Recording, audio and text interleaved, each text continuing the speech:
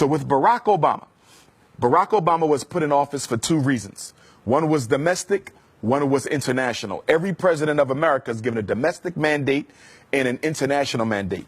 Barack Obama's international mandate was to make Africa and its resources safe again for Western exploitation, in particular through the AFRICOM program of putting United States military bases within African soil, geographically located close to places with high levels of mineral reserve.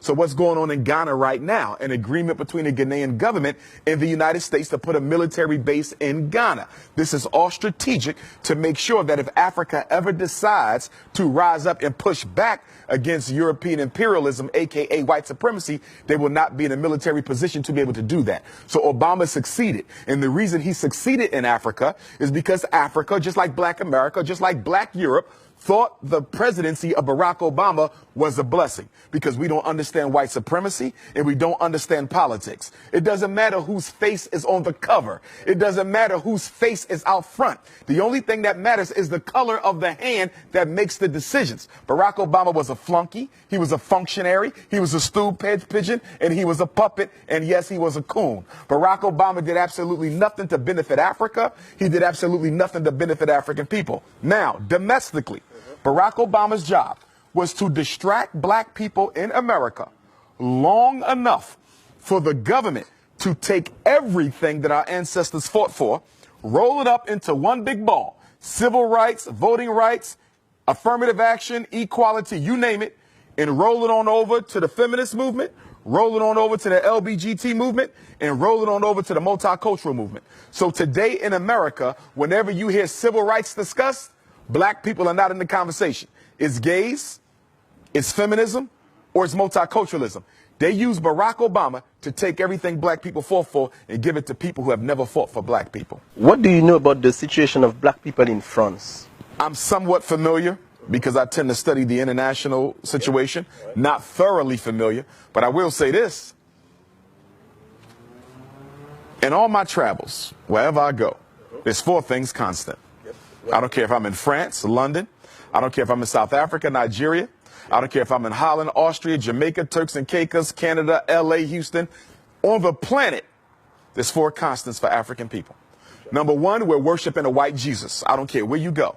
Black people in love with a white Christ. That's number one. Number two, you have mass incarceration of Black males at a rate 4 or 5 times their percentage of the population in that particular state. Number three, you have miseducation of Black children.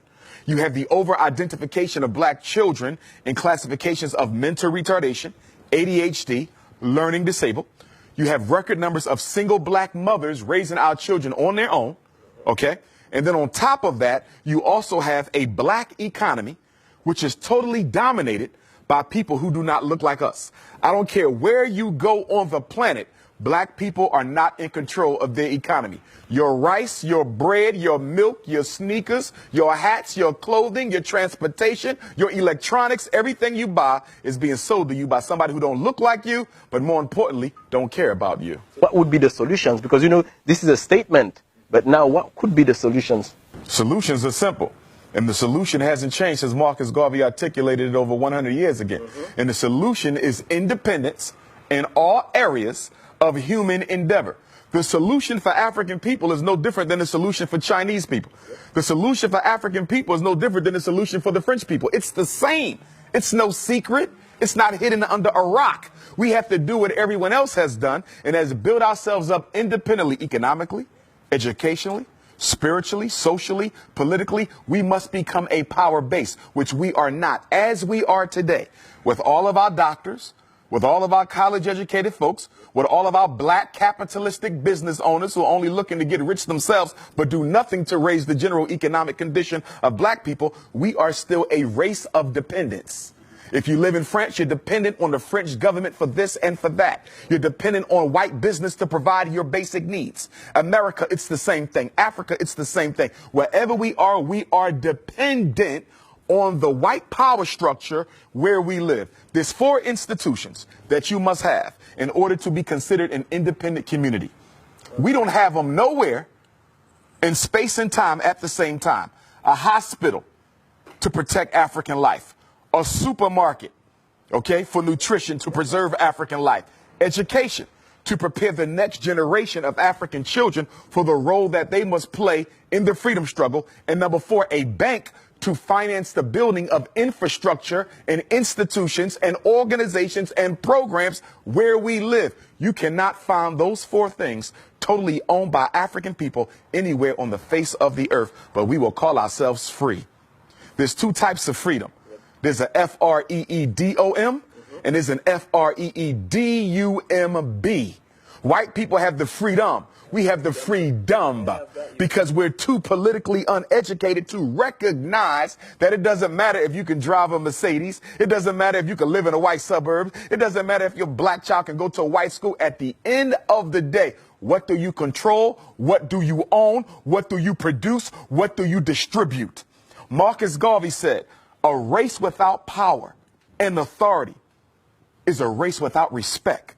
A race that doesn't respect itself automatically forfeits the respect of other people. So you say, where did we begin? 2 things. Education and economics. It's going to be hard to break the psychological chains of slavery as long as just about everyone in this room went to a white school to get their education, a white public school to get that education. And what is the function of public education? Whether it's UK, France, Austria, Germany, USA, it doesn't matter. The purpose of education for African children in a European context is to teach the African child that you are second place and that is where you will always stay. And the only way you can rise above it is if we give you permission to rise above it. The education system's job is to make sure black children never come to believe that they have a right to replace the white boy being in control. That was the next question I was going to ask you, because, you know, when we speak about African Americans, do you think that African Americans are truly and deeply aware of their African roots? Well, I don't think that's a question just for African Americans. I think that's a question for Africans anywhere. Yeah, of course, but I'm speaking about this because you are from the United States, so of course. Right, but I want to Pan-Africanize the question, though. Okay, all right. So because whether you're dealing with France, whether you're dealing with UK, whether you're dealing with Black America, okay? So globally, yeah. Globally, it's no different. Canada, it's no different. So do you think that Afro-descendants are really aware of their African roots? I think that we are aware of the roots, but we are in denial of the roots, okay? This is why black women spend billions of dollars on perm, weave, blonde hair, green eyes, blue eyes. This is why educated black men, I don't care if they live in Paris, I don't care if they're in Austria, Holland, UK, Canada, US, or South Africa. Educated black men marry outside of their race more than the men of any other race put together because you hate yourself. And the reason